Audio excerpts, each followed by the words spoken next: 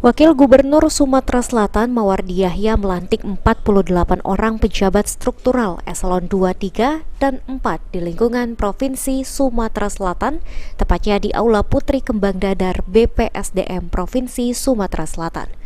Mawardi Yahya mengatakan, dari 48 pejabat struktural yang dilantik, terdiri dari 2 orang eselon 2, 18 orang eselon 3, dan 26 orang eselon 4.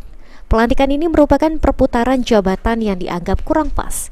Dalam pelantikan ini, 2 orang eselon 2 yang dilantik adalah Rika Evianti, yang sebelumnya menjabat sebagai Kabiro Humas dan Protokol Setda Pemprov Sumatera Selatan, menjadi Kepala Dinas Kominfo Sumsel, dan M. Iqbal Ali Syahban yang sebelumnya menjabat sebagai Sekretaris BPBD Provinsi Sumatera Selatan, dilantik menjadi Kalaksa BPBD Sumsel.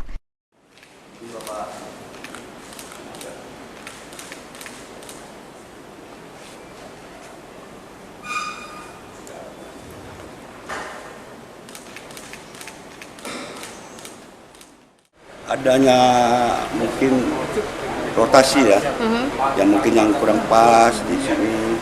Tapi karena eselonnya tidak banyak berubah ya, ya cuma rolling. Ya. Hari ini ada berapa untuk eselon 2-nya Pak ya? 3 ya, 2. Apa aja Pak? BPBD protokol sama pindah ke Kominfo. Lalu? Udah itu yang BPD pensiun naik sekretaris. Ada pesan khusus Pak untuk mereka yang dilantik untuk hari ini? Ya, tadi sudah saya sampaikan, tidak ada lain supaya ke depan ini mungkin karena ini akan PJ, tentunya orang yang mungkin agak asing bagi ya pejabat di sini karena orang baru kan, ya bisa menyesuaikan. Usai dilantik sebagai Kalaksa BPBD Sumsel, M. Iqbal Ali Syahban mengatakan, langkah awal yang akan dilakukan di posisi puncak kemarau, dirinya akan fokus melakukan pemadaman sembari menyiapkan langkah ke depan bersama stakeholder untuk membuat program agar karhutlah tidak terjadi secara terus-menerus.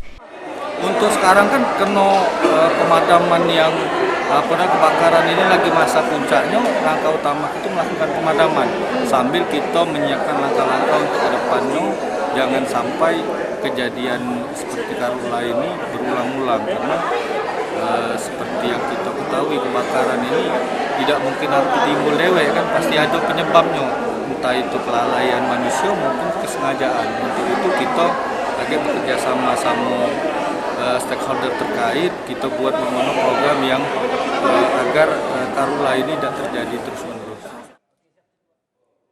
Eki Saputra, PAL TV.